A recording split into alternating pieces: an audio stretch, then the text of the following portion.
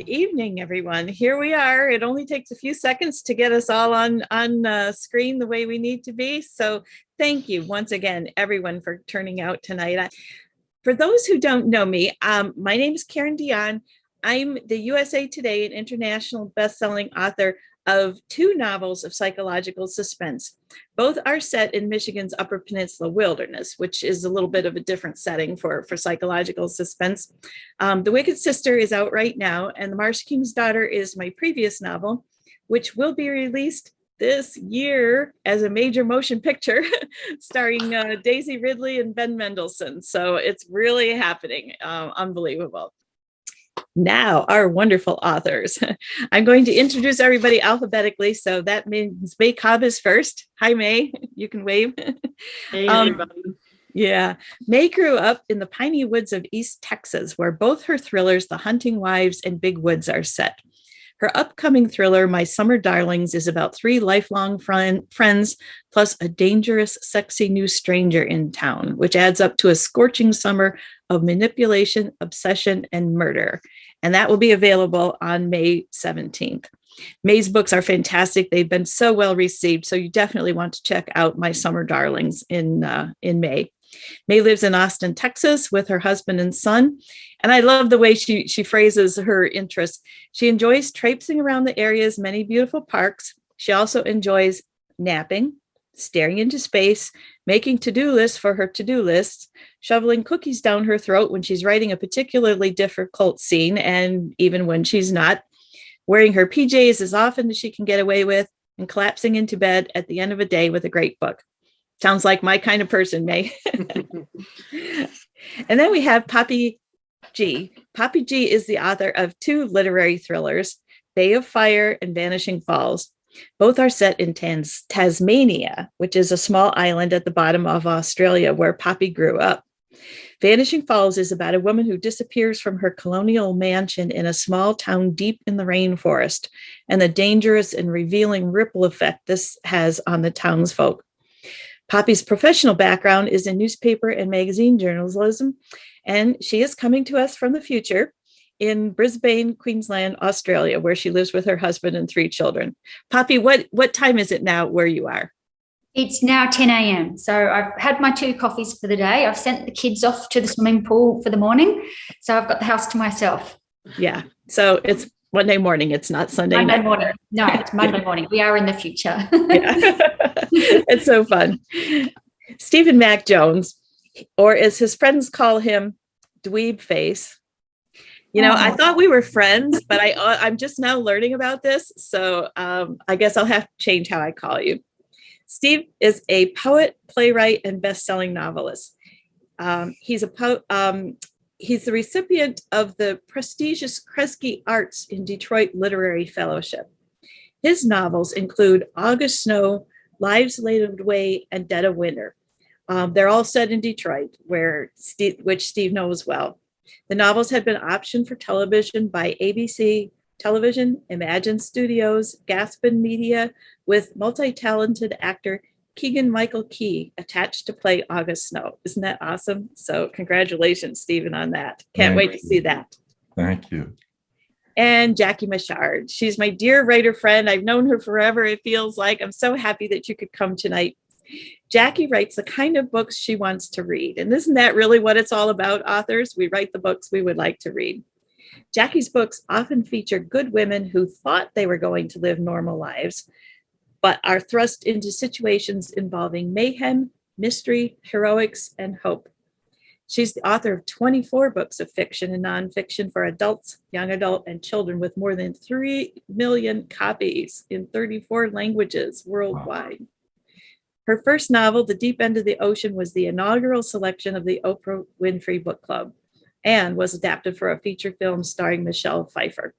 Her most recent novel, The Good Son, is just out, last week? Last Tuesday, Jackie? Yes. And I've read this one too, and it is so good. You're going to love it. So you can ask Jackie and Steve and Poppy and May. You'll learn more about their books in the breakout rooms when we divide up. But right now, just to help you get to know them a little bit, we're going to play a quick game of 20 questions. It's really 12 questions because 20 would take too long. So 20-ish questions, but we have these backroom cards and they have the official questions on them and everything. And so I'm going to just do a little round robin, quick questions here so you can get to know the authors a little bit better. I like to do this in the order that I see you on the screen. So Steve, you get the first question. And you already know what the first question is going to be. I gave you a hint in the green room. So this is as easy as can be. Is your desk messy or tidy? Before I answer that, hi, Linda. How are you? My desk is mobile. I usually write in a big leather chair that looks like Jabba the Hutt. But, you know, I can move here, I can move there. Right now I'm taking a vacation from the family room to the dining room. That's where vacations are leading in this pandemic. But yeah, it's mobile. It's messy in my head, but mobile. Very nice. That's a different answer I was not expecting. Hoppy, here's another difficult question. What's your favorite dessert? My favorite dessert is something I've loved since I was a child. It's a frozen dessert you buy from the supermarket called chocolate Bavarian, and it's about $4. It's just delicious. Now, is that something that's only available in Australia or UK too? Or? I think it would be all over. I think Americans are pretty good with your desserts. I would be surprised if you couldn't find it in a supermarket in America. It's sort of like a frozen cheesecake. Okay, sounds lovely. It's delicious. And May, how old were you when you learned how to read? I have no idea. I want to say probably 5. That sounds like a good answer. Do you remember like an early book and a favorite book? I just I definitely remember this book that no one else has heard about called The Middle Mofat, and it was about a middle child, and I was a middle child, and so I felt very deeply connected to this character. That's so sweet. Yeah, the things when, you know, our perspective when we're little, that's so cool. Jackie, I actually jumped the gun by asking May that question because this is your question. What was your favorite book as a child? It was called The Saturdays, and it was about a family who did a different thing, of brothers and sisters who did a different thing on every Saturday, you know, different adventure of some kind. It was very, very G-rated. Very G-rated. Well, that's good. And Steve, when do you feel the most creative? Well, right now, actually, because I'm trying to make up answers.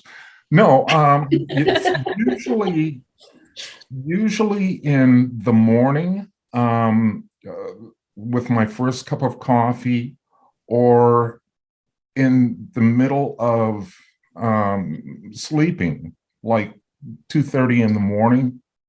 When you wake up and you think you have a good idea, so you grab the notebook and you jot it down, and the next morning you find that it's crap, and then you have another cup of coffee.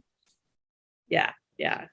So those odd creative moments. Well, it must be working for you because your novels are wonderful.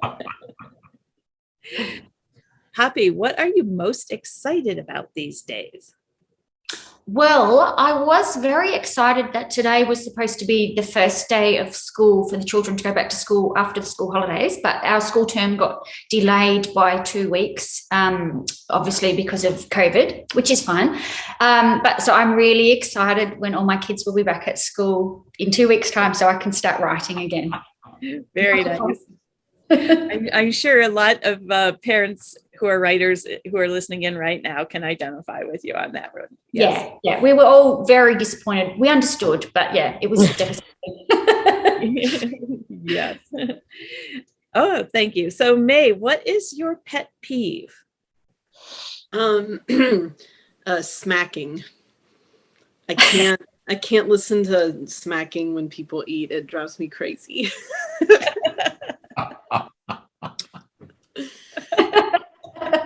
Okay, I'll keep that in mind the next time we have dinner together. But remember, I was choking the first time we met. So do you remember that? I don't remember that. No. Wow. It kind of saved me. You talked me through it. I was trying to talk to you too fast and I was choking, but it was literally the first I was introduced to you, then I started choking. So it's probably my karma for being so mean about smacking. I guess I have that effect on people. I don't know. That's cool that you remember that. Thank you. Jackie, this is kind of an interesting one. Here's your question. What scares you the most? Well, I mean, I have a serious answer and I have a funny answer. But the funny answer isn't that funny. I guess I'm mortally afraid of rats. Okay. But I'm really afraid of, I don't want to ever outlive anyone I love.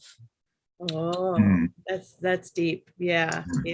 That's, I can identify with that. That could be the basis of a book. It really could. Yeah. Well, it would be a very short book.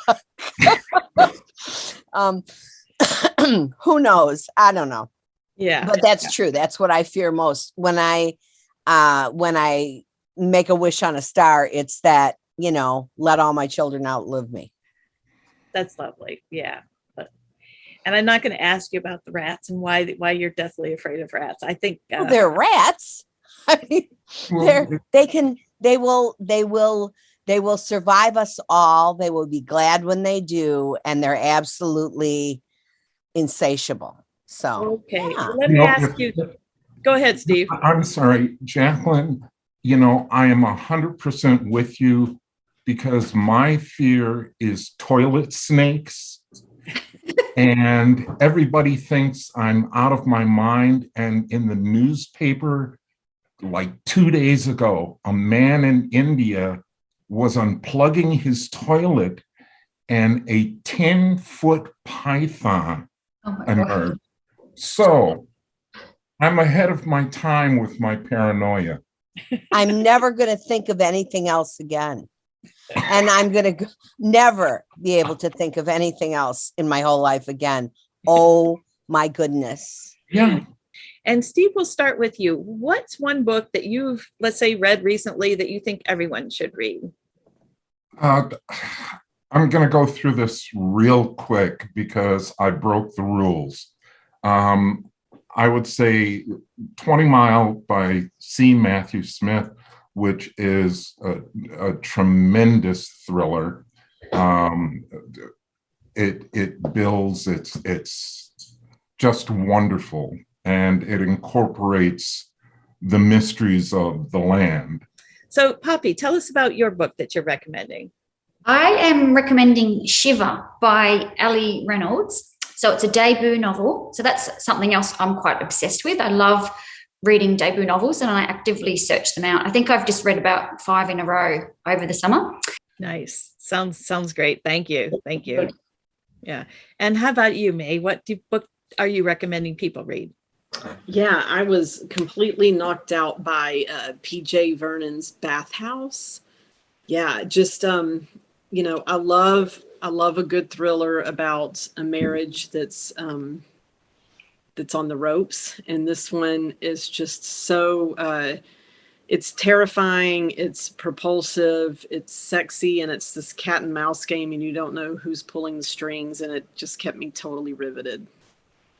And Jacquelyn, how about you? What book are you recommending? It is called Disappearing Earth, and it's blurry because my background's blurry. Try holding it close to you. What? Try holding it in the same plane as you. Yeah, that works. Okay. By Julia Phillips. It is a debut novel, and it actually did win the National Book Award. And but folks, it is literary fiction that you can absolutely read as if it was a real novel. It's amazing. And the ending, if you're a writer, you will want to go up to Julia and just give her a big slap, because the ending is something that you could never do yourself. It's the best ending ever. Wow. Okay. That's an amazing endorsement. Wasn't that fun? We hope you enjoyed this taste of what a backroom event is like. The best part comes immediately after, when the audience is divided into 4 breakout rooms and the authors visit each room in turn. We'd love to show you what a breakout session is like, because these relaxed face-to-face conversations between authors and readers are the hallmark of our backroom events. But breakout sessions are never recorded. What's said in the back room stays in the back room.